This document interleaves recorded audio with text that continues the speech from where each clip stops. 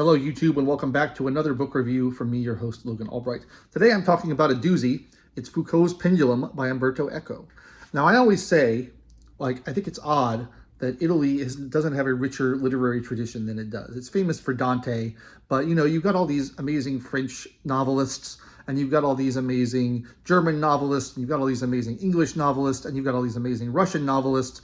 You don't hear a lot about Italian novelists. You hear about Italian poets, you hear about Italian composers, opera, those kind of arts, but you don't hear so much about Italian novels. So I've been looking for good Italian novels, and here I found one. This is Umberto Eco's second novel, published in 1988 in Italian, translated into English in 1989. Of course, I'm reading the English translation. Nice addition here. And I thought this had to do with the philosopher Foucault, but it turns out it doesn't. It is an occult novel. It is what I'm describing as the Da Vinci Code for smart people, because it has a lot in common with those Dan Brown sort of mysteries. It has a lot of references to the Knights Templar and secret societies and historical mysteries and going through ancient sources to try to find clues hidden in these complex patterns, coded messages, ciphers, symbolism, all this stuff, symbology, as Dan Brown would say, I guess. But this is extremely literate, and this is extremely well researched, and it's extremely erudite. It's very learned in its writing. I am pretty familiar with occultism and stories of that nature, as you can see from the bookshelf behind me. It's just covered in books on Kabbalah and magic and occultism and secret societies and all kinds of stuff like that. But even this book was there's a lot in here that I had never heard of, and I think it's because a lot of the primary sources that he's drawing from are from French and Italian sources, which I am not that familiar with because I mainly read in English, except for when I could find something written in Welsh. But there's not a lot of occultist text written in Welsh, so I mostly read in English. But I really like this book. It's pretty long. It's about a little over 600 pages, and it starts off incredibly dense. The first chapter is like, whoa, I don't know if I'm going to be able to read this. It's very complicated, and it's got all these allusions and references to other pieces of literature, pieces of pop culture, and it seems like it's going to be a very difficult read. If that is your impression of the first chapter, I would urge you to keep going because it gets easier to read. There's still a lot of things like that in there, and there's still a lot that went over my head. Every chapter begins with a quotation from some kind of famous work, but a lot of them are in other languages. There's a lot of Latin, there's some Greek, there's some Hebrew in there. So a grounding in some other ancient and modern languages will be useful to you in reading the book. Not everything is translated, but it does get easier going as you go along, and it turns into more of a conventional story about a man who is working with some colleagues in this publishing house in Milan, and they kind of stumble across this ancient conspiracy regarding the Knights Templar, and sort of as a game, they decide to kind of connect the dots and connect everything together and do all this research and try to figure out the secret of the mystery of the Templars. And it was this idea that there was supposed to be these 6 meeting places 100 years, or 100 years apart from each other.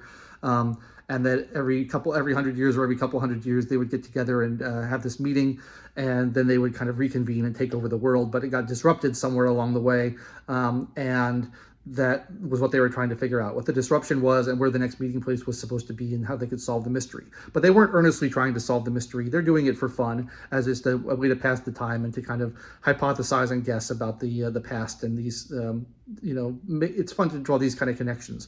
And they have this idea that everything is connected to each other, and they use a computer, a very primitive 1988 computer, to try to do permutations. There's this Kabbalistic idea of gematria, where you take different words in Hebrew and you recombine the letters in different orders, and you get different things, and you can reinterpret the Torah, the Hebrew Bible, that way by recombining the letters. So there's a lot of that kind of playful acrostics and game playing with language, and the computer helps them with that to try to recombine things in sometimes nonsensical or absurdist ways, but they have this idea that everything is connected and you can find meaning in any connection if you look hard enough, which is sort of the logic of the occultist. It's also sort of the logic of the madman.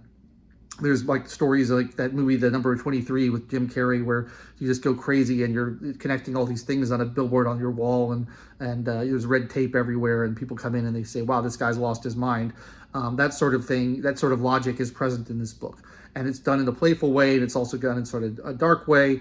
I would say the book is quite funny at times in ways I wouldn't have expected it to be. Umberto Eco likes to joke around with his subject matter. It's also got quite a bit of personal philosophy or worldly philosophy, especially towards the end, about the nature of life and meaning and love and all those kinds of things. There's a couple of little love stories that run through. But I just found it a delightful read. It drags a little bit in the middle for me. There's a middle section where they're kind of going through all the details of the conspiracies they've worked out, and that takes up a lot of space, and I think that could have been condensed a little, because you kind of get, all right, I get the point, it's getting a little tedious now. But the actual mystery that they're going on about, and then the things that start to happen in the real world that affect their understanding of what the mystery means, is very entertaining and very fun, and I think the characters are great. I think the prose is very good, and I really like very well studied and learned prose where you feel like you're picking up on all the references that are being made, although I'm certainly missing a lot of them. But like when he makes a reference to something like, for example, Sam Spade is mentioned a bunch of times. I know who Sam Spade is because I used to read a lot of Dashiell Hammett and Raymond Chandler books and things like that.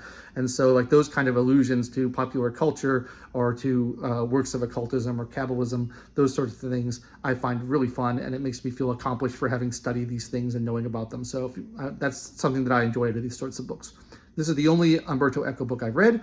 I have not read In the Name of the Rose, but now I'm interested in the Name of the Rose. I think that we'll try to tackle that next from him. I'll probably have a few books before I get to it because they are quite long. It takes a while to get through it.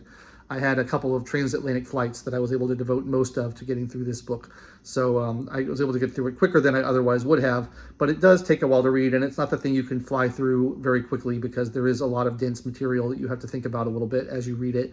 So you can't read it super, super fast. But I really loved it. He's written many other books. In the Name of the Rose is the only other one that is famous, or at least well known to me. That's more of a historical story, so I will be interested in reading that pretty soon. But in the meantime, I can heartily recommend Foucault's Pendulum to people who are interested in things like occultism, Knights Templar, secret societies, Kabbalah, ceremonial magic, anything like that. He takes a lot of fun with those topics and kind of plays games with them. And there's a gentle mockery, I think, as well, of people who really get into that stuff. But it's gentle, and it's also, I think it can be equally entertaining for someone who really takes that stuff seriously, and for someone who thinks it's all nonsense. I think you could get an equal amount of enjoyment out of this book from both of those points of view.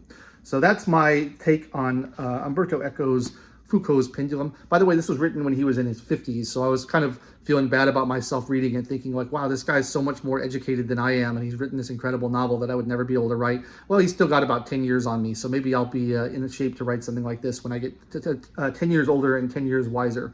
But I really liked it. I'm going to reread more Umberto Eco. Leave your reviews in the comments of other books I should read by him, and I will get to those as soon as I can. And if you enjoyed this review of Foucault's Pendulum, which I do recommend, please like the video, subscribe to the channel, click the bell for notifications, and come back next week for another book review. I don't know what it's going to be yet, but I will read something in the next week and get back to you with a brand new book review every week, as I try to do here. Thanks so much for watching. I've been your host, Logan Albright, and I will catch you next time.